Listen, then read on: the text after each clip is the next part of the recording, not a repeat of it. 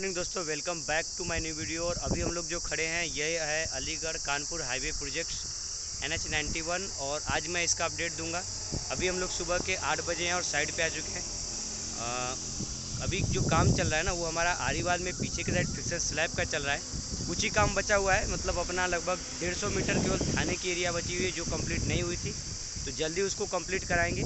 क्या दिखाते हैं साइड पे आज क्या क्या प्रोसेस हो रहा है, क्या क्या काम हो रहा है। तो भाई सबगेट टॉप बनाने के लिए देखो अभी मिट्टी की डंपिंग स्टार्ट हो गई है साइड पे। सबगेट टॉप हमारी वो लेयर है जिसके ऊपर कोई भी मिट्टी की लेयर नहीं पड़ती हाईवे में, उसको हम लोग सबगेट टॉप की लेयर बोलते हैं। डायरेक्ट सबगेट टॉप बनाने के बाद उसके बाद गिट्टी की लेयर ही पड़ेंगी। इधर हमारा पीछे चिप हो गया है फ्रिक्शन स्लैब्स रखने के लिए, मतलब हम लोग इस पार्ट्स को फ्रिक्शन स्लैब बोलते हैं। तो आरी वाल अपनी लगभग टॉप तक पूरी कंप्लीट हो गई है। कोपिंग करवा दिया हूँ, कोपिंग के बाद PCC भी हो चुकी है। अब इसके ऊपर पैनल का इरेक्शन करना है फ्रिक्शन स्लैब का। फिर जो अपना ये एरिया बचा है यहाँ से लेकर यहाँ तक का हाईवे, लेफ्ट साइड का कैरेज वे केवल इसको हमें कंप्लीट करनी है। राइट साइड का कैरेज वे अपना पूरा कंप्लीट है, लेफ्ट साइड के कवरेज को जल्दी कंप्लीट करेंगे, उसके बाद हम लोग हाईवे चालू कर देंगे। जो अपनी सर्विस रोड बची हुई है अभी यहाँ तक हमारी पहुँची हुई है, ये बचा है थाने की वजह से। थाने की बैरक टूटेगी और मेस टूटेगा तब हम लोग आगे की सर्विस रोड कंप्लीट करेंगे। उधर से हमारी यहाँ तक सर्विस रोड कंप्लीट हो चुकी है और इस एरिया में यहाँ तक हमारी सर्विस रोड कंप्लीट हो चुकी है। पाइप ड्रेन का भी काम बचा हुआ है, साथ ही साथ जब थाने के टूटने के बाद करेंगे। आज काम हो सकता है, मैक्सिमम चांस है होने का थाने की बाउंड्री वाल की, मतलब जो हमारी NHI की जो ज़मीन है जितनी हमें अधिग्रहण किए हैं थाने को मतलब उतना तक बाउंडेशन लगा देंगे कि थाना के इधर एंट्री न करे हमारी ज़मीन में गवर्नमेंट के हाईवे की। तो अभी अपनी GSB भी साइड पे आ चुकी है, क्योंकि कोपिंग्स के आगे PCC करने के लिए GSB की चाल थी, तो GSB डाल के फिक्सन PCC करने के लिए भी हम लोग प्रिपरेशन में कर दिए। अभी ग्रेडर मंगा लिया हूँ, ग्रेडर आएगा।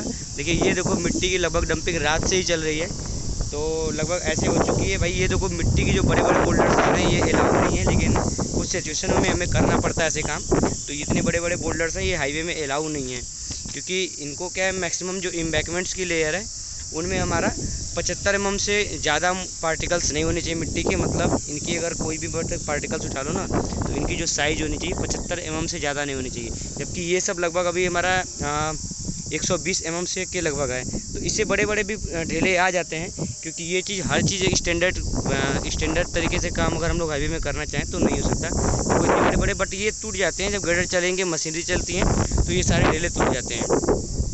तो आज प्रिपरेशन करेंगे हम लोग सबगेट टॉप का, तो जल्दी ये कंप्लीट करके हाईवे मुश्किल से 1 या 2 मंथ के अंदर ही हम लोग कानपुर अलीगढ़ जो हाईवे है अपना स्टार्ट कर देंगे। लगभग अभी 25 तारीख के लगभग हमें COD लेना है, मतलब 25 के बाद हम टोल भी स्टार्ट हो सकता है कर दें। ये ना बोर एरिया से देखो कंटिन्यू लोडिंग होते हुए आ रही है। मतलब बोर एरिया हमारी वो जगह होती है जहाँ से हाईवे में मिट्टी खोद कर आती है।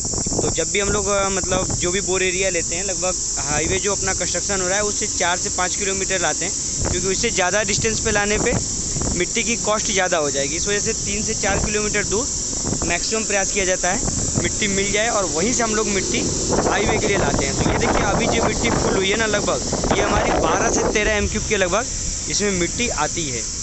तो लगभग देखिए ओवरलोडिंग अभी चल रही है, क्योंकि जो हाईवे कंस्ट्रक्शन में ओवरलोडिंग के लिए कोई रोक नहीं है। मतलब हम लोग अपने अलाइनमेंट में कितनी भी लोडिंग करके गाड़ी चला सकते हैं, कोई ट्रैफिक रोक नहीं सकता, कोई ट्रैफिक पुलिस रोक नहीं सकती, कोई चालान नहीं कर सकता।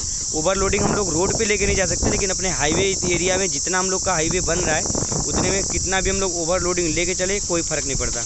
तो ये भी हमारी अशोक लाइलैंड भारत बेंज की ये गाड़ी है, अशोक लाइलैंड की नहीं है। अशोक लाइलैंड में और भारत बेंज में दोनों में लगभग थोड़ी ज़्यादा मिट्टी आती है, यानी कि जो डाले होते हैं थोड़े बड़े बड़े लगभग होते हैं। तो लगभग इसमें 13 से 14 M³ मिट्टी है। तो ऐसे कर करके ये जितनी गाड़ियाँ गिरी ना, 5-7 गाड़ियाँ कंटिन्यूस चलती रहती हैं 24 घंटे। तो इनसे साइड पे मिट्टी डंप होती रहती है। अभी ग्रेडर को मंगाया गया है, नईम उस्ताद का ग्रेडर आएगा, उसके बाद हम इसको ग्रेडिंग करवा के फिर इसको सबगेट के लेवल में ला के सबगेट का प्रिपरेशन करवाऊँगा।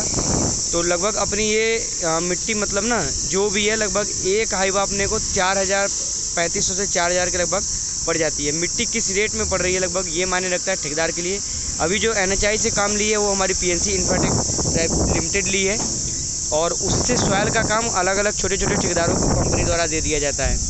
तो अभी सॉयल का जो कॉन्ट्रैक्टर अलग है, यहाँ फिक्सन स्लैब का कॉन्ट्रैक्टर अलग है, आरीवाल का कॉन्ट्रैक्टर अलग है। मतलब जो NHI से गवर्नमेंट से प्रोजेक्ट मिली है PNC इंफ्राटेक लिमिटेड को, वो डायरेक्ट सभी छोटे छोटे ठेकेदारों को पेटी कॉन्ट्रैक्ट पे दे देती है काम, क्योंकि कंपनी क्या है पूरे काम को अकेले नहीं कर सकती। तो भाई ये जो हमारी सरिया दिख रही है ना, ये सरिया हमारी है सेंट्रल लाइन की। मतलब हाईवे जब भी बनता है ना तो एक बीच का पॉइंट दिया जाता है, जिससे राइट और लेफ्ट का कैरेजवे अलग अलग हो जाता है। तो मतलब पूरे हाईवे का एक सेंटर पॉइंट होता है। तो इस सेंटर पॉइंट से हमारा इस साइड का कैरेजवे जो बना था वो छोटा बना था, क्योंकि पहले इस एरिया में चौबेपुर थाने की बिल्डिंग्स थी। तो छोटा कैरेजवे बना के ही हम लोग ट्रैफिक को शिफ्ट किए थे। तो अभी क्या है, हमें पूरा कैरेजवे बनाने के लिए, मतलब हमें यहाँ तक ये राइट का कैरेजवे कंप्लीट करने के लिए, ये रोड छोटे थे, इसको बढ़ाने के लिए यहाँ की सारी मिट्टी हटानी पड़ेगी। तो अभी JCB लगवा दिया गया है। ये जो अपना है पूरी मिट्टी करब से लेके यहाँ तक की पूरी मिट्टी हटाने के बाद हम लोग क्या करेंगे, यहाँ से ये करब तोड़ के इस रोड को और चौड़ा करेंगे। भाई आज अब मौसम थोड़ा पहले से काफ़ी अच्छा हो रहा है। पहले तो काफ़ी धूप थी, लेकिन आज थोड़ा सा मतलब राहत है गर्मी से। और 2-3 दिन के अंदर ही बारिश भी दिखा रहा है, 19 या 20 तारीख के लगभग। तो देखिए ये नीचे हमारी GSB पड़ी है। मतलब पहले के हमारा यहाँ तक बेड बना था, केवल W हम लोग वहाँ तक करके ट्रैफिक को छोड़ने के लिए, ट्रैफिक चालू करने के लिए हम लोग इतना कैरेजवे बनाए थे। इसको कराने के बाद क्लीन हुआ, इस पर 1-2 बार ग्रेडर लगवा दूंगा, इससे काफ़ी साफ़ हो जाता है ये GSB। साफ़ होने के बाद ही हम लोग आगे का काम करेंगे। इसके ऊपर WM डाल के DBM भी करा के, जैसे मतलब 2-3 दिन के अंदर हम लोग काफ़ी आगे हो जाएंगे।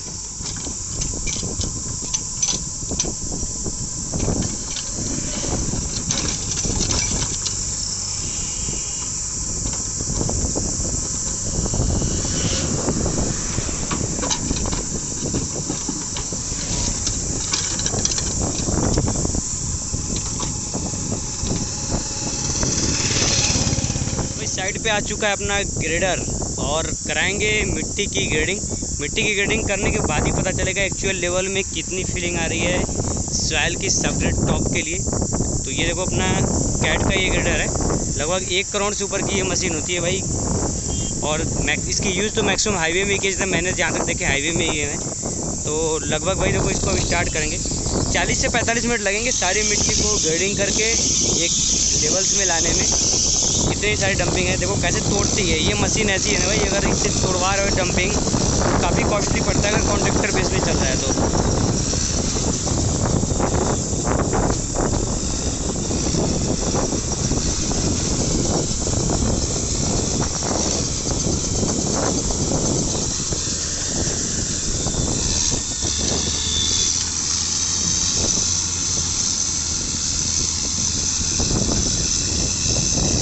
डंपिंग तोड़ने का यही बेस्ट तरीका होता है, जहाँ पे कम सॉइल की फीलिंग होती है ना, उधर से गटर को पहले अंदर लेते हैं। इतनी हाइट पे अगर लेते हैं ना तो ये गटर फंस जाता है। अभी बीच में क्या था, दोनों ढेरों की थोड़ी स्पेस बची थी, तो उस ढेर में ये एक रास्ता बना लेंगे पहले अंदर जाके, उसके बाद काफ़ी आसानी रहेगा गेडिंग तोड़ने में। अभी ये कैसे कर लिया ना, वैसे करते करते करते तो मुश्किल से 30 मिनट के अंदर ही सब अपना लगभग डंपिंग पूरी तोड़ के गेडिंग करके कंप्लीट कर देंगे।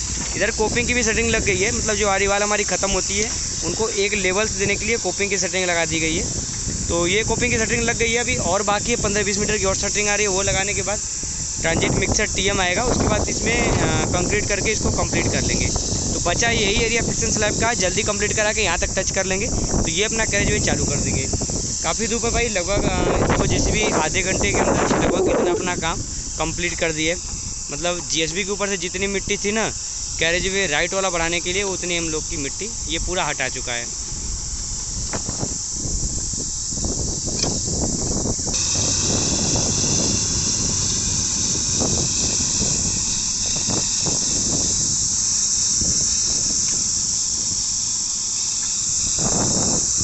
तो ये हाइट है अपने आरीवाल की, लगभग यहाँ से 6 से 7 मीटर हाइट है आरीवाल की ग्राउंड लेवल से।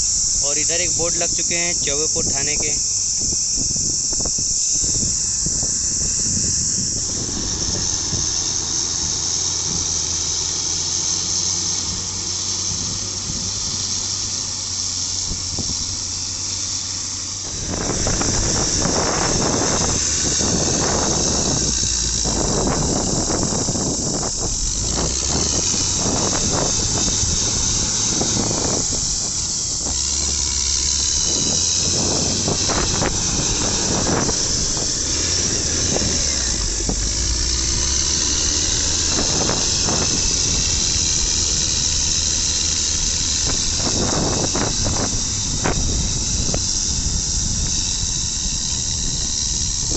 तो भाई दोपहर के लगभग बज गए हैं 12 और ग्रेडिंग वोडिंग का काम पूरा कंप्लीट हो चुका है।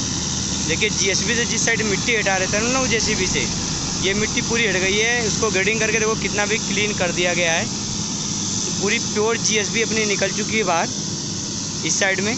अब इसके ऊपर डबल ओम करके हम लोग इसका विड्थ बढ़ाएंगे। और ये जो सेंटर लाइन है ना अपनी यहाँ से, ये सेंटर लाइन, इससे इधर के साइड लेफ्ट साइड का कैरेज वे में हम लोग सब गेट बनाएंगे। तो अपने नईम उस्ताद जी अभी कर रहे हैं पूरी ग्रेडिंग। मतलब पूरी ग्रेडिंग करने के बाद अभी आधे घंटे 20 मिनट के अंदर अच्छे प्रकार से लेवल में ग्रेडिंग हो जाएगा। फिर उसके बाद लग जाएगा सरिये पे लेवल और सब गेट हो जाएगा तैयार। ये काफ़ी अच्छा बना दिए हैं लगभग ये वाइडनिंग करने के लिए एरिया।